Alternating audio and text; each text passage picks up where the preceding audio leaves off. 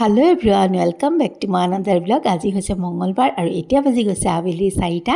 আৰু ব'লক ৰাতিপুৱা এয়া গাখীৰ চাহ একাপ হাতত লৈ আজিৰ ব্লগটো আৰম্ভ কৰি দিছোঁ। অফিচ যোৱাৰ আগত যিহেতু গাখীৰ চাহ একাপ খাই লগতে মই বহি ব্ৰেকফাষ্টটো কৰি লৈছোঁ আৰু দিনটো দেখাই থাকোঁ ব'লক। আজি বেলেগ এটা বস্তু বনাম, অকণমান ঘিউ দিছোঁ। আৰু এতিয়া মই ঘিউখিনিতে নৰসিংহৰ পাত, পিঁয়াজ, আলমণ্ড অলপ সৰু সৰুকৈ কাটি লৈছিলোঁ, কিচমিচ এইবোৰ দিছোঁ। অন্যান্য পাচলি থাকিলেও দিব পাৰে। আৰু এইখিনি কি ঢালি দিলোঁ দেখিলেনে? ডালিয়াখিনি ধুই পেলাই মই টুকি থৈ দিছিলোঁ। পানীটো কিন্তু মানে জৰ্জৰীয়া হৈ থাকিব লাগিব দেই, তেতিয়াহে এই বস্তুটো বনালে বেছি ধুনীয়া হয়। আৰু অকণমান মিডিয়াম ফ্লেমত মই ধুনীয়াকৈ ভাজি ল'লোঁ। তাৰপাছতে মই গুড় দি দিলোঁ, আপোনালোকে চেনি দিবও পাৰে ইচ্ছা কৰিলে। আৰু তাত অকণমান নিমখো দিছোঁ দেই, সোৱাদটো বেছি বাঢ়িবৰ কাৰণে। আৰু অলপ পানী দিছোঁ। পানী খুব বেছিও নহয়, এটা আন্দাজ অনুসৰি দিব, যাতে ডালিয়াখিনি জৰ্জৰীয়া হৈ থাকে আৰু সিজেও। আৰু 10 মিনিটমান লাগে, মই কম মিডিয়াম ফ্লেমত ঢাকনা মাৰি থৈ দিছিলোঁ। আৰু তাৰপাছত এওঁৰ কাঁহীখন এয়া ৰেডি কৰিবলৈ লৈছোঁ। আৰু আজি গম পাইছেই চাগে কিয় বনাইছোঁ ডালিয়া খিচিৰি, এওঁক টিফিনত দিম। সদায় একেখিনি বস্তু দিব মন নাযায় আৰু কেতিয়াবা আপোনালোকেও ট্ৰাই কৰিব পাৰে এনেকৈ ডালিয়াৰ মিঠা পোলাওটো খুব ভাল লাগে খাবলৈ। সদায় কেতিয়াবা চাউলৰে মন নাযায় যে ডালিয়াৰে খাব পাৰি, বা ব্ৰত চ্ৰততো এইটো খাব পাৰি, তেতিয়া পিঁয়াজটো এভইড কৰিলেই হয়। আৰু অকণমান দেখাই দিছোঁ আজি। আৰু নৰসিংহৰ পাতটো দিলে ইয়াত খুবেই ধুনীয়া হয়। এওঁ ভাত খাই মানে সেয়া মোৰ হৈয়ে গৈছে টিফিন ৰেডি। তাৰপাছত ব'লক এওঁক পঠিয়াই লওঁ, লৈ পেলাই আজিৰ দিনটো আৰম্ভ কৰি দিওঁ, কি কৰোঁ কি নকৰোঁ।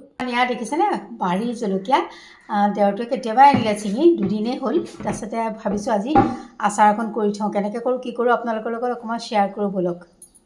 বেয়া আছে, মাজে মাজে পেলাই দিওঁ বেয়াকেইটা। মই ঠাৰিবিলাক ছিঙি লৈছোঁ, এইটো এটা কাম। জলকীয়াকেইটা ডাঙৰ ডাঙৰ হ'লে ভাল, সৰু সৰু নহয় বহুত সময় লাগে এয়া ছিঙোতে। আৰু এইখিনি মই ধুনীয়াকৈ ঠাৰিবিলাক গুচাই ল'লোঁ। এইটো অকণমান আছে, এইকণো গুচাই দিম। ক'ৰবাত অকণমান লাগি আছে, এইটো এয়া অকণমান লাগি আছিলে, গুচাই দিছোঁ। এতিয়া ব'লক দেখাই আছোঁ। এই জলকীয়া এই আচাৰখিনিতো মই সৰিয়হ দিমেই বাৰু, সৰিয়হ দি বনাম। কিন্তু মই এইখিনিও অলপ বাঁহগাজ, শুকান বাঁহগাজ, এইখিনি মই মিক্সিটোত অকণমান গুড়া কৰি লৈ ভাবিছোঁ আজি অকণমান দি দিম ইয়াত স্মেলটোৰ কাৰণে। আৰু এনেকৈ শুকান বাঁহগাজ দি আজি মই প্ৰথম কৰিবলৈ লৈছোঁ জলকীয়া আচাৰ। দেখা বা কোনোবাই কৰাও মই দেখা নাইকিয়া, কিন্তু মই ভাবিছোঁ যিহেতু ইয়াত বাঁহগাজৰ ধুনীয়া স্মেল এটা আছে আৰু তেলত দি থ'লে কোমলি যাব, নিশ্চয় ধুনীয়া হ'ব। আৰু মই বাঁহগাজখিনি ধুনীয়াকৈ এটা যিমানলৈকে গুড়া হয় গুড়া কৰি লৈ পেলাই সেইটো মিক্সি জাৰতে মই এতিয়া জলকীয়াখিনিও এপাক ঘূৰাই লৈছোঁ। এনেকৈ কৰিলে জ্বলাটো খুব ধুনীয়াকৈ ওলাই আহে। আৰু দেখিছা মই অকণ সৰিয়হ দিম, লগত অকণ পাঁচফোৰণ লৈছোঁ, কালজিৰা আৰু চফ অকণ বেছিকৈ থকা। এনেকৈ এইকণ নিদিলেও কথা নাই, সৰিয়হ দিয়েও আচলতে বনাওঁ। মই অকণমান গোন্ধটো ভাল হওক যাতে, তাৰ কাৰণে দিছোঁ। আৰু এইখিনি নিদি সৰিয়হ সকলো দিব পাৰে, একো নাই। আৰু বাঁহগাজৰ স্মেলটো ওলাবই যিহেতু। মই এইখিনি অকণমান গৰমাই ল'ম, তাৰপাছত সৰিয়হখিনি একদম অকণমান মই গৰমামহে, ভাজা ঠিক নহয়। এইখিনি মই অকণমান গৰমাই দিছোঁ কেৰাহীটোত, ফুটিব নালাগেই সৰিয়হখিনি। বাছ এতিয়া মই নমাই থৈ দিম। আৰু এয়া সৰিয়হখিনি হৈয়ে গ'ল, খালি অকণমান গৰমাবহে লাগে। তাৰপিছত মই নমাই থৈ দিলোঁ। আৰু এইফালে মোৰ তেলখিনিও গৰম কৰি আছে। আৰু মই এতিয়া জলকীয়াখিনি উলিয়াই লওঁ, আৰু ইয়াতে মই সৰিয়হখিনি খুন্দি লওঁ, মানে গুড়া কৰি লওঁ।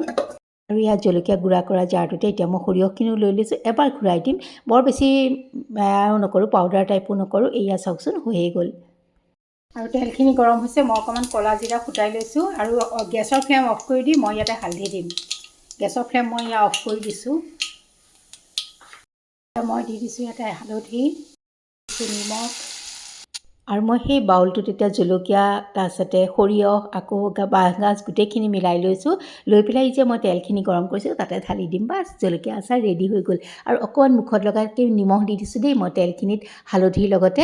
আৰু তাৰপাছত মই লৰাই বগৰাই এতিয়া ইয়াত দি দিম মই ভিনেগাৰ, ইচ্ছা কৰিলে নেমুও দিব পাৰে। মোৰ আজি কাটিবলৈ এলাহ লাগিছে, গতিকে মই ভিনেগাৰেৰে কামটো চলাই দিছোঁ। আৰু খাবলৈ কিন্তু খুব ধুনীয়া লাগে দেই, আপোনালোকে ট্ৰাই কৰিব পাৰে এই জলকীয়া আচাৰটো। আৰু বাঁহগাজৰ গোন্ধটো যেতিয়া ওলাব নহয়, কেনেকুৱা ধুনীয়া লাগে কি ক'ম আৰু। আৰু এতিয়া মই এয়া আইনাৰ বৈয়াম এটালৈ ভৰাই থৈ দিলোঁ। অলপ অলপ ঠাণ্ডা হোৱাত দেই, গৰমে গৰমে ভৰোৱা নাই, বটলটো আকৌ নহ'লে ফাটি যাব। আৰু আচাৰখিনিত দিবলৈ মই নহৰু গুচাইছিলোঁ, কিন্তু দিবলৈ পাহৰিলোঁ। কি কৰোঁ দেখাই দিওঁ ব'লক। এইখিনি মই আচাৰত দিবলৈ নহৰু গুচাইছিলোঁ, কিন্তু এতিয়া যিহেতু মোৰ দিয়া নহ'লে, মই এইটো ষ্ট'ৰ কৰিম। কেনেকৈ কৰিম আপোনালোকক দেখাই আছোঁ। আৰু বহুতে জানেই চাগে এনেকৈ থ'ব পাৰি বুলি, কিন্তু তথাপিতো মই কৰিছোঁ যেতিয়া আজি দেখাই দিছোঁ আপোনালোকক। যোনে যোনে নাজানে তেখেতসকলে থ'ব পাৰিব।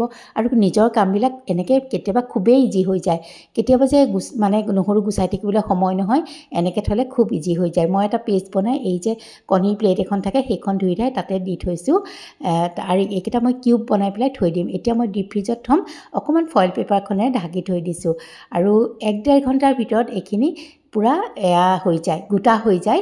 এয়া মই ভৰাই থৈ দিছোঁ, দেখিছে নহয়, বেছি সময় নালাগে। এতিয়া আচাৰ বনাই উঠিলোঁ, পাকঘৰ চাগৰ চাফা কৰি লৈছিলোঁ। তাৰপাছত বোলো আচাৰখিনি বনাওঁ, কিন্তু কিমান যে লেতেৰা হৈ গ'ল।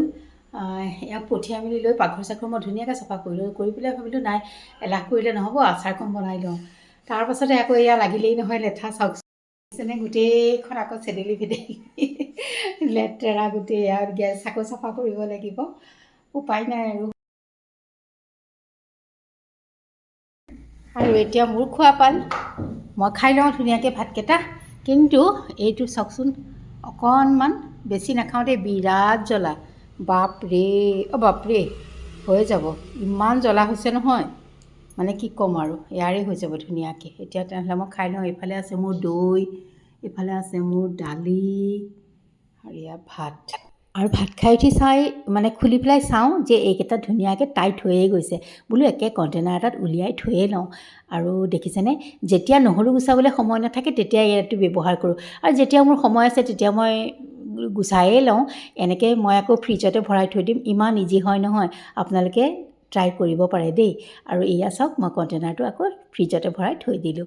আৰু এয়া ৰিতম আৰু লিজা ওলাইছে। আজি জেঠায়েকৰ ঘৰত থাকিব, কাইলৈ মাহীয়েকৰ ঘৰত থাকিব। সিহঁতৰ গৰমৰ বন্ধটো ধুনীয়াকৈ সিহঁতে এনজয় কৰিছে। অকণমান আপোনালোককো দেখাই দিলোঁ। আৰু তেন্তে আজিলৈ আহোঁ।